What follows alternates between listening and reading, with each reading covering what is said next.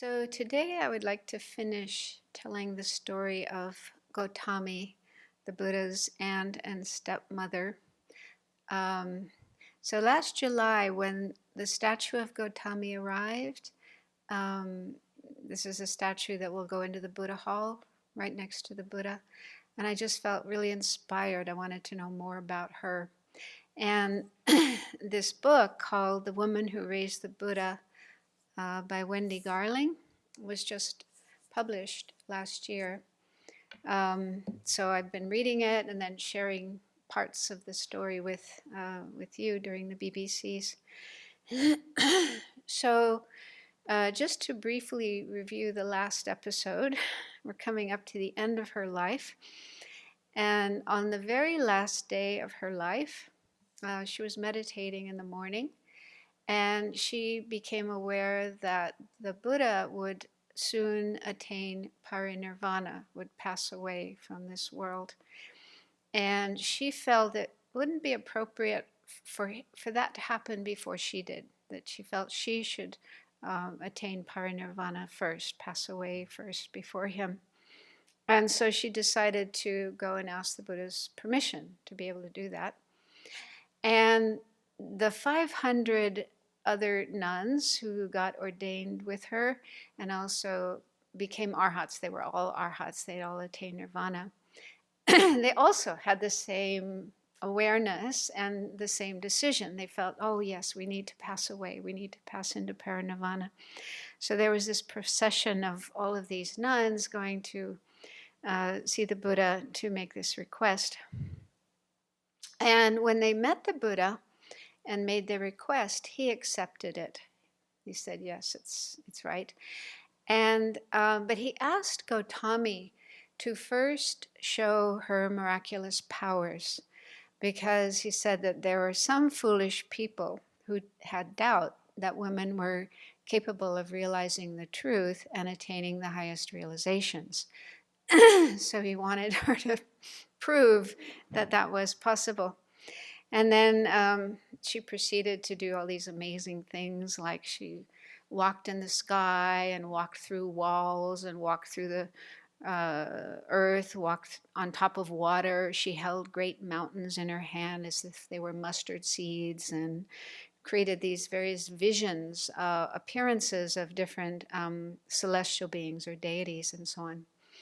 And so there were people, lay people present who observed this, and they were like, wow. And they asked her how it was that she attained such abilities. And then she proceeded to tell her story.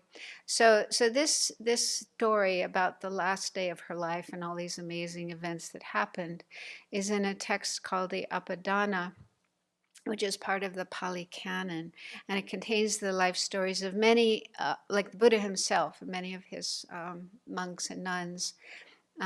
So that's the basis for this story. So the story is being told in first person. So it's like Gotami herself is telling of all these events. And so she goes back to a previous life, long, long ago, like many, many eons in the past, when she was born as the daughter of a minister. And this was at the time of another Buddha whose name was Padumuttara. And one day she accompanied her father and some other family members to the place where this Buddha was giving a teaching. And during that teaching, he had an aunt who was one of the nuns, and he designated his aunt as being the foremost of the nuns. And when this previous life of Gotami observed that, she felt this great inspiration and this aspiration to do the same. She wanted to be designated as the head of the nuns of under another Buddha. And so for the next week, she made lots and lots of offerings to that Buddha and his monastic followers. And then she approached him and made this request. She said, this is what I would like to do. And he was very happy with that. And and then that Buddha made a prediction that, in the far distant future, there will be a Buddha by the name of Gotama, which is another name for Shakyamuni Buddha. and and you will be a nun and his aunt, and you will be designated as the head of the nuns.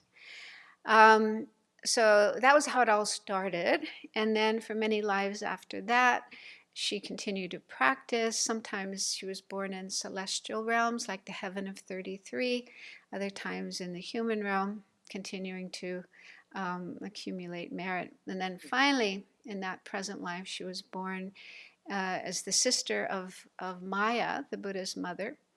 And both of those two sisters married King Shuddhadana, who was the Buddha's father. And then Maya, the Buddha's mother, passed away when he was just 1 week old. And then Gotami raised him from that time. And then we know the rest of the story. So I'm just doing it in brief, but she kind of talked about her journey, her spiritual journey over many lifetimes, and up until that last life where she became an arhat. So after telling her story, the other 500 nuns, who were also arhats, also displayed miraculous powers. So they also had those abilities. And then all of the nuns returned to their nunnery. And, the plan was that they would go into meditation and attain parinirvana. And they were followed by the Buddha and many other people as well. So the nuns went into the nunnery and sat in full lotus and went into meditation. And it says that Gotami, the Buddha's aunt and stepmother, went through this. There's this process. I guess I don't know if everyone does this when they attain parinirvana, but they go into meditation and they pass through the 8 meditative absorptions, the 4 jhanas, and then the 4 formless absorptions. So they kind of go step by step through those in forward order, and then back down in reverse order, and then they go up to the 4th jhana, and from there pass into parinirvana.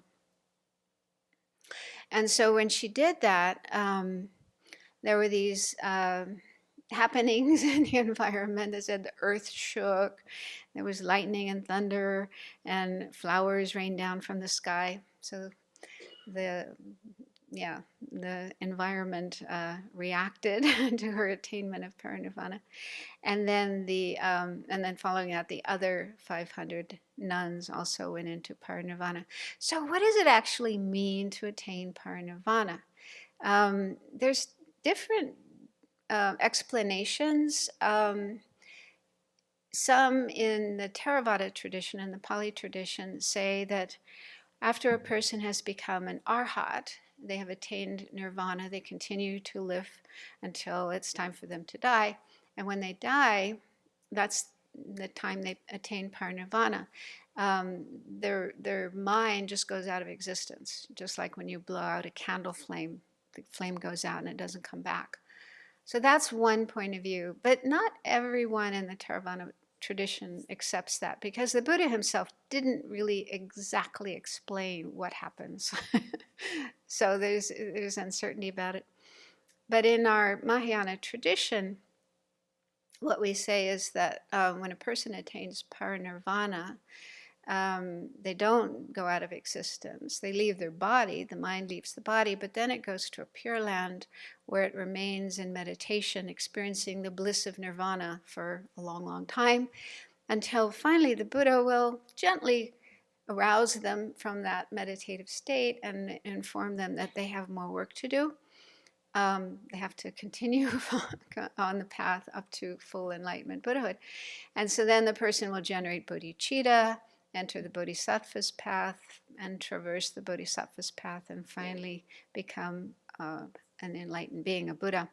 And so actually, in this book, at the end of the book, Wendy Garling has a passage from the Lotus Sutra. This is one of the Mahayana sutras, in which the Buddha is talking to Gotami and predicting her Buddhahood, her attainment of Buddhahood.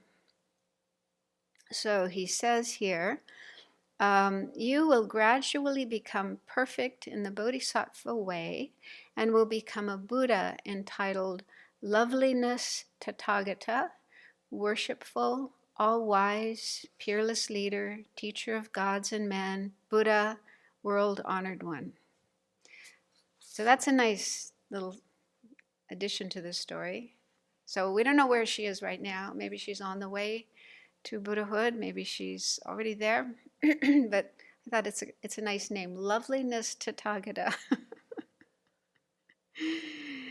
Okay, so then after Gotami and the other nuns attained parinirvana, there was this spectacular funeral. I won't go into the details, but there were all the monks came, lots of lay people came. There were celestial beings. There was music and singing and dancing, and there was a procession taking the bodies out to a field outside of town, where they were laid on top of fragrant scented wood offered by the king, and then they were cremated. And after the cremation, the Buddha spoke a kind of eulogy to Gotami, which is really beautiful. So I want to read that.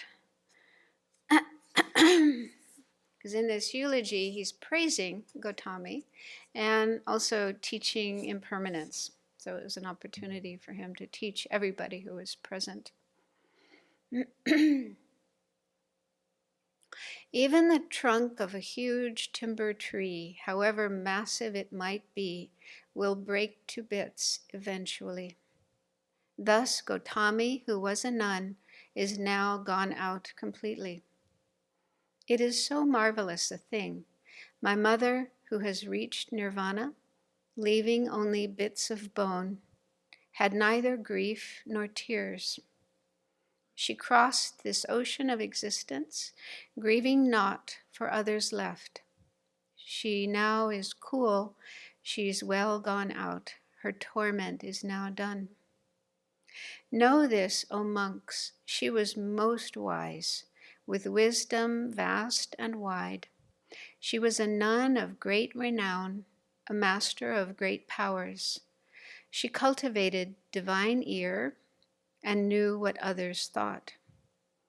In former births, before this one, she mastered divine eye. All imperfections were destroyed. She'll have no more rebirths.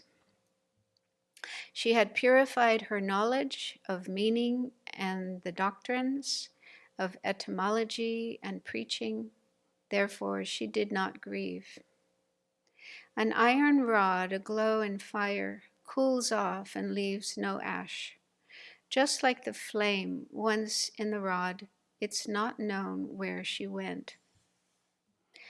Those who are emancipated cross desire's deluge. Those with solid happiness do not get born again. Therefore, be lamps for yourselves. Go graze in mindfulness. With wisdom's 7 parts attained, you all should end your woe.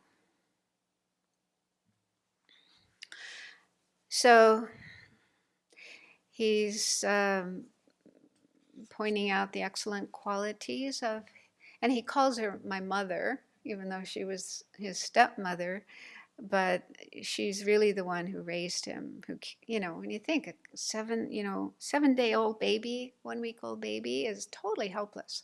So from that time until he was a young man, she looked after him like the mother. And then she went on to become his disciple and become an arhat. And he obviously had these wonderful qualities. And he's encouraging all the followers, all the people present, to do what she did. That's kind of the message. She did good things. Now you do it too. So I think it's quite auspicious that we will have in our new meditation hall a statue of Gotami. There are very few apparently in the world. And the statue can remind us of what she did. She cared for the Buddha as a mother from the time he was an infant, showing him great love and affection. And then later, taking him as a teacher, renouncing lay life, becoming the first nun. You know, without that, we would not have the opportunity to take ordination. And then she went on to attain complete freedom from all suffering and its causes. And then along the way, she acted with great compassion, loving kindness for others, like her disciples, but all people. So let's aspire to emulate her example and develop the same qualities and realizations, especially highest enlightenment. And I also want to recommend this book because not only does it tell the story of Gotami in a really beautiful way, but it also makes it very clear that the Buddha was very supportive of women, because sometimes with some texts or some teachings you might get a different impression, you know, that the Buddha didn't really want women to become nuns. So it's very clear from this book that that is not the case.